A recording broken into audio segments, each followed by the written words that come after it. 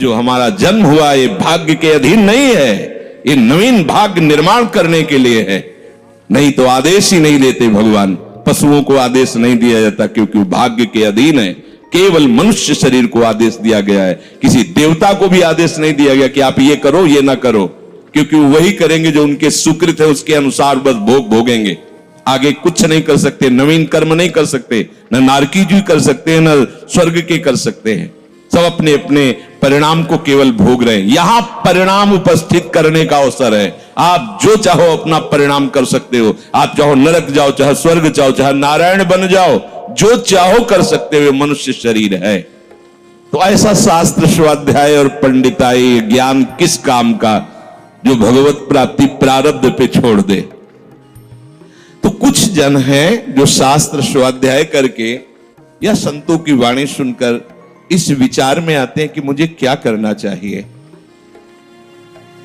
परिवार का पोषण या भगवत प्राप्ति। दो विभाग कर लिए इसलिए खतरा है, निर्णय नहीं कर सकता। और सही पूछो तो दो विभाग है नहीं, एक ही बात है। समझ जाओ तो वहीं वहीं भगवत प्राप्ति हो जाएगी। अब उसके विचार में आता है कि अभी तो ब्याह हुआ है, या अभी छोटे छोटे बच्चे हैं, या अभी बच्चों का ब्याह किया है, अभी नए हैं, क्या जाने संसार का। मेरी आवश्यकता है, नहीं तो संसार इनको परेशान कर देगा। और वो अपने अहम जनित कर्ता भाव से ऐसा बंध जाता है कि निर्णय ही नहीं कर पाता।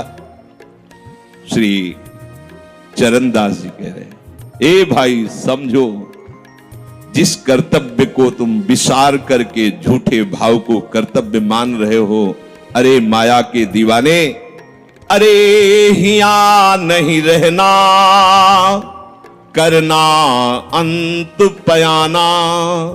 यहां से जाना है, यहां से जाना है। ये भूल जाते हैं। माया की ऐसी भूल भुलैया है कि हमें शरीर में राग और शरीर संबंधियों के राग में सुख मिलने लगता है और लगता है कि मैं अविनाशी हूं। वैसे मैं तो अविनाशी ही है, पर विनाशी को लेकर मैं ये भूल कर बैठता है। और जिसको पकड़ा है वो सब विनाशी, सब विनाशी। गो गोचर जहां लग मन जाई, सो सब माया जानो भाई। दुनिया में लाखों का मेला जुड़ा, हंसा जब जब उड़ा तो अकेला उड़ा। समझो, ये माया की चाल है जो तुम्हें समझने नहीं दे रही। अरे भाई समझो, समझो, अरे माया के दीवानों, यहां से हमें जाना है, जाना है। कुछ साथ नहीं ले जाना है, कोई साथ नहीं जाएगा। बस तुम फंस गए हो मोह दलदल में।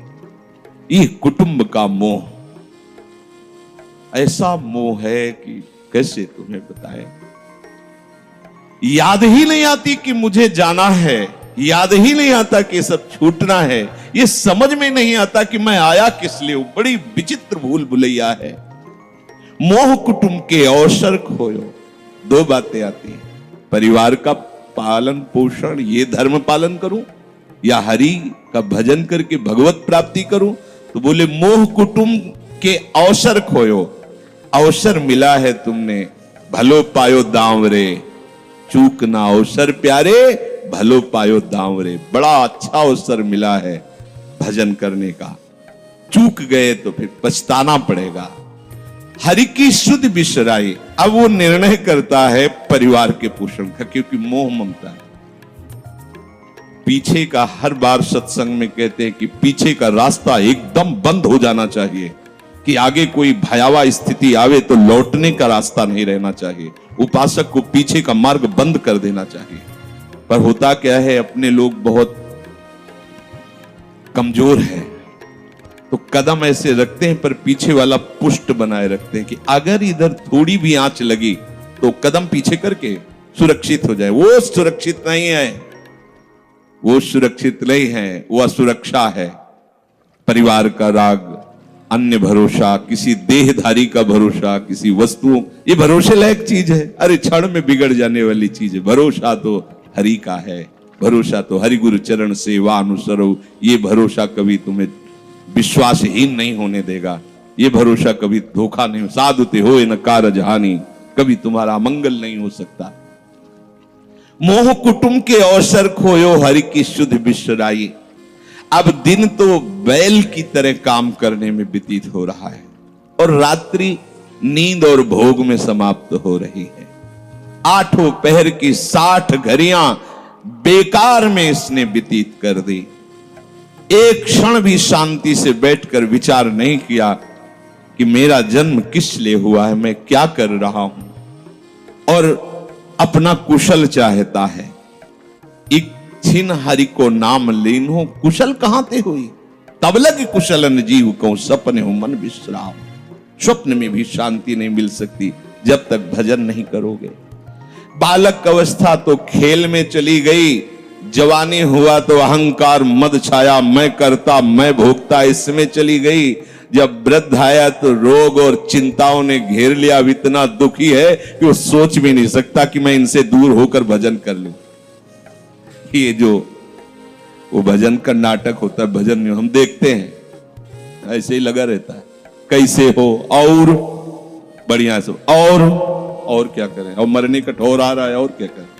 तुम आए हो भजन करने के लिए और में अभी फंसे हो।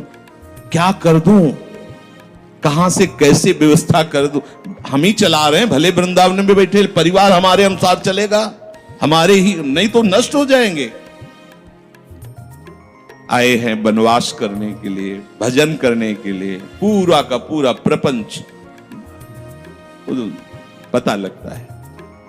वृद्ध भय चिंताति उपजी, दुख में कछु न सुहाता।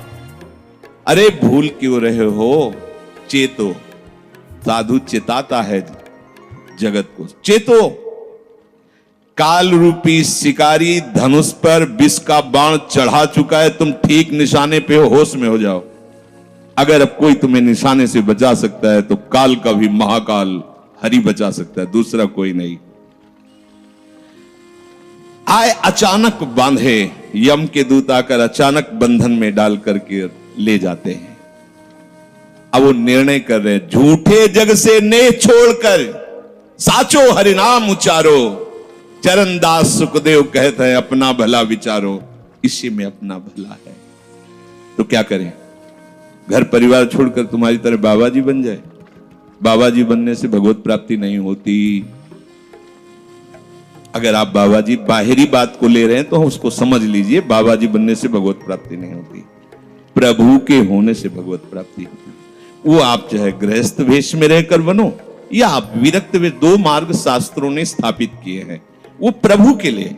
अगर वेश बदल लिया है और परिवार का राग है, भोगों का राग है, संसार की सत्यता का भान हो रहा कि सब सत्य है, कोई फर्क नहीं पड़ता। वेश परिवर्तन से कोई फर्क नहीं पड़ता। गधे की पीठ में चाहे मिट्टी ला दो, चाहे कबाड़ ला दो, चाहे बेद ला दो, उसको बाहर से मतलब है। शरीर में चाहे लाल कपड़ा पहनो, चाहे सफेद पहनो, चाहे काला पहनो, चाहे नीला पहनो, चाहे पीला पहनो, ये तो वस्त्र है। आपका उद्देश्य क्या हुआ, आपका अपनापन कहां गया, ये खास बात है। कहीं ऐसा नहीं लिखा कि बाबा जी बनने से वो मोक्ष पद प्राप्त, नहीं। जहां संत की बात आएगी वहां लक्षण होंगे, जहां भगवत प्राप्ति की बात आएगी वहां मन का प्रभु में तन्मयता होना, प्रभु में डूबना, प्रभु के चिंतन में मगन होना होगा। वो चाहे गृहस्थ हो चाहे विरक्त हो, दोनों के। एक है कि संसार का व्यवहार पसंद नहीं तो निवृत्ति मार्ग का पथिक बन गया, और एक है कि संसार के व्यवहार को भगवत स्वरूप समझकर, भगवत अर्पित करते हुए अपने को प्रभु का मानकर, प्रभु को अपना मानकर चल रहा है, ठीक वैसे ही भगवत प्राप्ति उसको भी होगी। हम लोग जब सत्संग में बात सुनते हैं तो निर्णय करने के लिए हमारा ही हृदय होता है। अब लगा कि नहीं ठीक है, भजन तो करना है, पर हम ऐसा नहीं है कि कर्तव्य के लिए रुक रहे, पर कुछ समय अब हम लेंगे, फटाफट सब निपटा के। तो तुमसे भी चतुर काल है, वो उतने ही समय में तुम्हें निपटा देगा। बहुत चतुर है। हमने बहुत से लोगों के मुझसे सुना है कि बस ये काम हो जाए हम आए, आज तक वो लौट के नहीं आ पाए, क्योंकि वो गली ऐसी है, क्या है, बहुत दलदल है आगे। जो गया ना मोह कलिल में डूबा, अब निकल पाना बड़ा मुश्किल है। सत्संग में इतना सामर्थ्य है कि अभी आप सुन रहे हो, अभी आपको ऐसे सब ऐसे लगेगा, ऐसे ऐसे निकल जाएंगे, और गेट के बाहर होइएगा, वो हवा लगने दीजिए, तब लगे कैसे निकले। ऐसी प्रचंड माया है। इसीलिए तनहि राख सत्संग में तो मन ही प्रेम रस भेयो। तब मन प्रेम रस में बराबर सत्संग होता रहे, बराबर साधु संग मिले। ऐ साधु, ये तमाशा है, तमाशा बस 2 घड़ी का तमाशा है। यहां जितने इकट्ठे हुए हो ये सब मिल नहीं सकते। माता पिता भाई बंधु सब बिछुड़ते चले जा रहे हैं। जो ही आकर सब इकट्ठे मिले हो, ये कभी इकट्ठे नहीं रह सकते। ये कुछ समय का है। संतों ने इसे 2 घड़ी का ऐसे ऐसे व्यतीत हुआ। हम लोग परिवार को अपना मैं मानकर, मेरा मानकर के जो पोषित कर रहे हैं, वो कुछ समय के लिए है। जैसे नाव नदी के ऊपर बाट बटाऊ आए, मिल मिल जुदे होए पल माही आप को जावे। जैसे नदी पार करने के लिए 50 लोग इकट्ठे हुए, नाव में बैठे, नाव किनारे पहुंचे, सब अपने अपने मार्ग को चले जाते हैं, कोई किसी का साथ नहीं देता है। ऐसे ही मृत्यु का समय आया। आप कितना भी प्यार करो, वो लौट के आपसे पूछने के लिए नहीं आएगा आप कैसे हो। या आपने कितना भी सबके लिए किया है, मोह से युक्त होकर अपना जीवन, विशेष जीवन आपने दे दिया, लेकिन आपकी क्या दुर्गति होगी किसी को कोई परवाह नहीं है। फूंक ताप के 10-5 दिन में वो जो दिन क्रिया हुई, इसके बाद सब मौज मस्ती में होते हैं। कोई तुम्हारा चिंतन, कोई तुम्हारा नाम नहीं लेगा, कोई तुम्हारे लिए आंसू नहीं बहाएगा। वो अगर कोई रोता है तो हमने सुना है कैसे रोता है। आज तक हमने जो कहा वही इन्होंने पूरा किया, मतलब अपनी कामनाओं की पूर्ति के लिए रोता है। अब कौन हमारी बात सुनेगा। तुम कितना हमें चाहते थे, कोई नहीं उतना चाहता। क्या कह के रो रहा है, क्या कह के रो रहा है? अपनी कामनाओं की, स्वार्थ की पूर्ति के लिए रो रहा है, तुम्हारे लिए नहीं रो रहा। वो ये भगवान का बगीचा है संसार। रंग बिरंगे फूल हैं, कुछ तो कली ही मुरझाकर नष्ट हो जाती है, कुछ फूल खिलकर नष्ट हो जाते हैं, कुछ में ऐसी सुगंध आती, थोड़ा सुगंध फैलती, वो भी नष्ट हो जाते हैं। ये बगीचा केवल देखने में सुहावना लगता है बड़ा भयावना। इसमें मृत्यु का तांडव हो रहा है। आप देखो, प्रतिपल मृत्यु भयावा, पर कैसी माया है। सामने वाला पतिंगा जला, फिर भी वो जाके उसी में जलता है। ऐसे फूंक के आ रहे हैं एक को, और उनको ये वैराग्य नहीं हो रहा कि मेरे शरीर की भी यही दशा होनी, मुझे कुछ कर लेना चाहिए। ऐसी कुछ कर लेना चाहिए जिससे हम कालातीत अवस्था को प्राप्त हो जाए। क्यों नहीं कर पाता? दारा सुत संपत्ति को सुख, ज्यों मोती ओस बिलावे।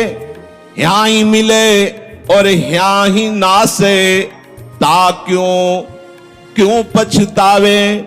अरे भाई, ये पुत्र और परिवार का मिलन और ये सुख ऐसा है जैसे पत्ते में ओस की बूंद, कितने सेकंड में ढल जाएगी कुछ पता नहीं। ऐसे ही ये है।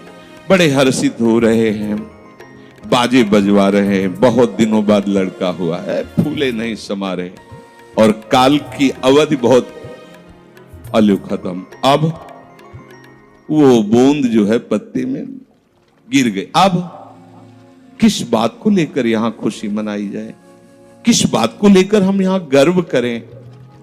बहुत सावधानी की जरूरत है। जो यहां मिला वो यहीं छूट जाएगा। आप जब जाओगे तो आपके साथ हरि भजन वो किया नहीं, आपके साथ ही हरि उनको माना नहीं। क्या करो? कुछ दे दे, क्या? सबको सुख देने की भावना, सब में प्रभु की भावना, जो भी तुम्हारे पास मन वचन कर्म से प्राप्त हुआ है वो सबको सुख देने के लिए है। सब में प्रभु है। ये बात समझ में नहीं आएगी, सबको क्यों सुख दें? क्योंकि सुख मिलना है। आप सिद्धांत समझो, आप सबके सुखों को खींच करके उनको दुख देकर सुखी होना चाहते हो, तो वो दुख लौट कर बड़ा भारी रूप रख करके आपको भोगना पड़ेगा। आप दूसरे को सुख दिए तो सुख लौट के बड़ा भारी सुख आपको देगा। ये सिद्धांत समझो ना, पर समझ ठीक है नहीं। तो हम दूसरे को दुख दे करके अपने को सुखी मानना चाहते तो वो दुख बहुत बड़ा रूप रख के आता है और हम दुखी हो जाते हैं। नहीं, आज तक तो सब लोग सुख के लिए ही कर रहे हो, तो सुखी हो जाना चाहिए। मतलब गलत है, कहीं ना कहीं सिद्धांत गलत है। सत्संगति को लाभ बड़ो है, साधु भक्त समझावे, चरण दास ही राम सुमिर ले, गुरु सुखदेव बतावे। चरणदास जी कह रहे तुम्हारा परम हितकारी हरि है, उसी से नेह लगा लो, सदगुरु के वचनों पर विश्वास करो, प्रभु के नाम का निरंतर रटन करो। अब ये बात हमारी समझ में आई सत्संग के द्वारा कि हमारे जीवन के जो दो बात उद्देश्य बन रहे थे कि एक तो क्या करें, परिवार का पोषण करें या हरि भजन करें। तो दो भाव जो बने थे उनको तो मिटार दो, दो है ही नहीं। घर गृहस्थी में जो है बिल्कुल उसे बंधनकारी मत समझो, प्रभु का सब कुछ मानकर नाम सुमिरन करते हुए जो सेवा करो। अरे बड़ा आनंद आता है। आपको लगता है कि बैठकर भजन होता है, बिल्कुल ये मन की चाल है, नहीं होता। मन को भजन में नहीं लगाओगे तो चाहे पड़े रहो चाहे बैठे रहो, भजन नहीं होने वाला। और अगर भजन में लगाओगे तो फावड़ा चलाते हुए भजन होगा। जब नाम अभ्यास करना था तो नई अवस्था थी, तो गुरुजन हर समय सेवा में लगा।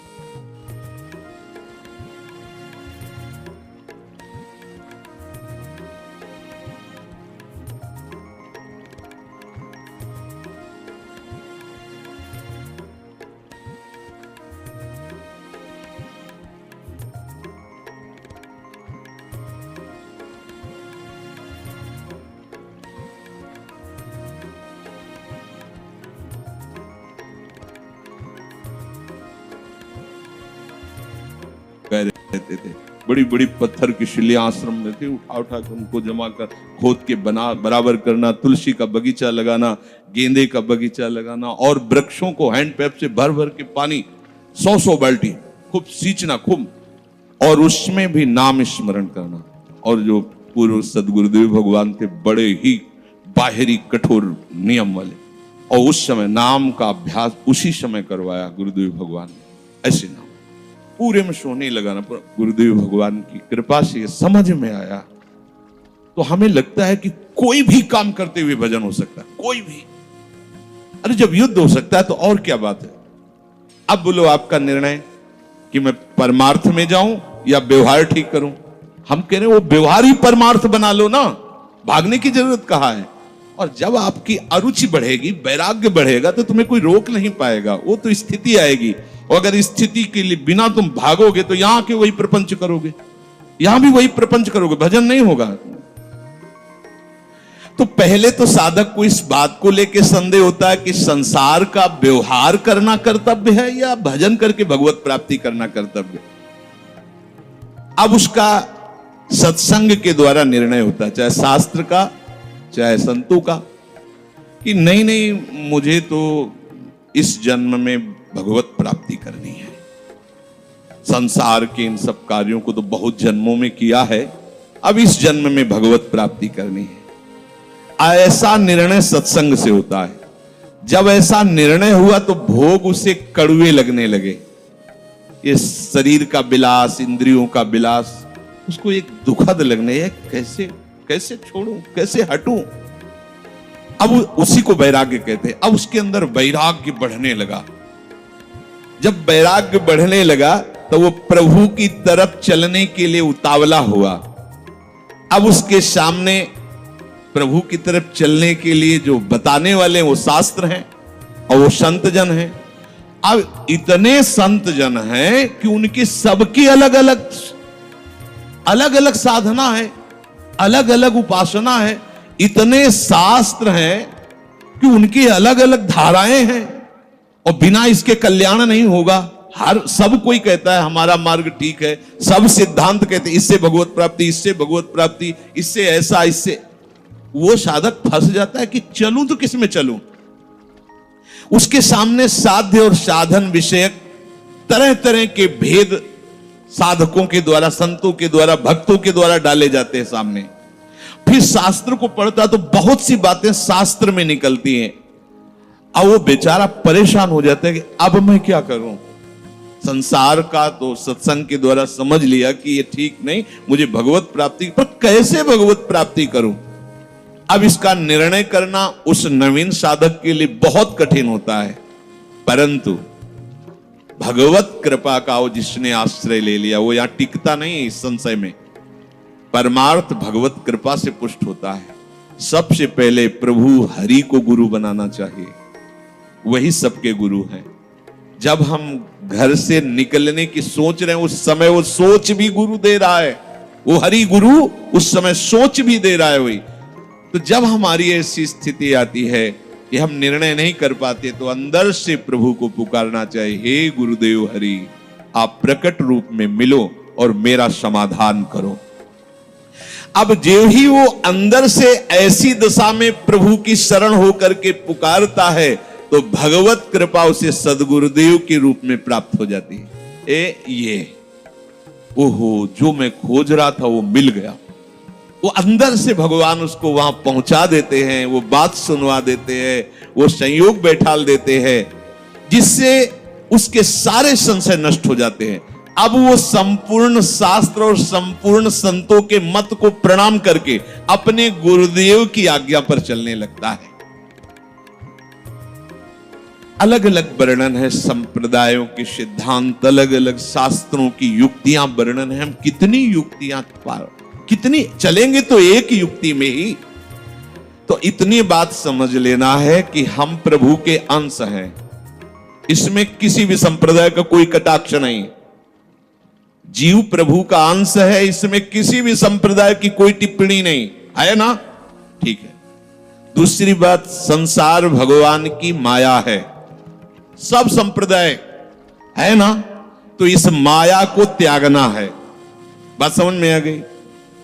तीसरी बात है भगवत प्राप्ति करनी है। ये तीन बातें किसी भी संप्रदाय में कहीं भी कोई काट नहीं इनकी। हम प्रभु के अंश हैं, ये संसार माया के द्वारा रचित है। संसार का, संसार के भोगों का त्याग करने वाला ही भगवत प्राप्ति के योग्य होता है। भगवत प्राप्ति करना हर संप्रदाय का लक्ष्य है, चाहे उपासना कुछ भी हो। संसार का त्यागना हर संप्रदाय का लक्ष्य है। कोई भी आप शास्त्र सिद्धांत या संप्रदाय देखिए, संसार के भोगों का, संसार की आसक्ति का त्याग, और हम प्रभु के हैं, ये सिद्ध बात है। किसी भी संप्रदाय में हो, जीव भगवान का अंश है, ये निश्चित बात है। तो ऐसा निर्णय गुरुदेव की कृपा से स्वाभाविक हो जाता है कि अब सब सिद्धांतों को भले सुन लें, लेकिन हमें चलना का हमें पता है। हमारे गुरुदेव ने हमें बता दिया है, हमारे माई श्यामाजू को राज, हमें चलना। राहो को काहू मनाई दिए, पर मेरे प्राणनाथ श्री श्यामा शपथ करो दृढ़ छिए, मन क्रम वचन त्रिशुद्ध सकल मत, हम श्री हित हरिवंश उपासी, हा हरि रा राधा वा वृंदावन सा सहचरी। साधक की बुद्धि गुरुदेव के प्रताप से उपासना में निश्चल हो जाती है। एक एक बात को समझिए।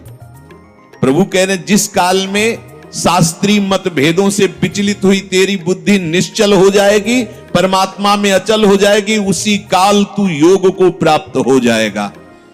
कैसे होगी निश्चल? अगर हम शास्त्रों में भटकते रहो, कई बार समझने के बाद भी ये निश्चय होता था कि ये आश्रय ठीक है या अहम ठीक है। क्योंकि जब एको हम बहुत श्यामा वही ब्रह्म बहुत रूप, मैं भी तो ब्रह्म हूं ना। मैं भ्रम से अपने को अंश मान रहा हूं, भ्रम से अपने को जीव मान रहा हूं, भ्रम से अपने को शरीर मान रहा हूं, वही हूं। सेवक से विभाव बिन भव न तरी उर्गारी। काकभूषण जी कह रहे, बिना सेवक और स्वामी के भाव के संसार से तरा नहीं जा सकता। एक में है सेवक स्वामी भाव के बिना नहीं तरा जा सकता, और एक है कि जब तक सेवक स्वामी भाव भेद है तब तक अविद्या है, अविद्या है तो मोक्ष नहीं। बड़ा झंझट है, बड़ी समस्या है। उसका समाधान केवल गुरुदेव के वचन से होता है। मोक्ष मूलम गुरु कृपा, वो बता दे, ऐसे चलो बस।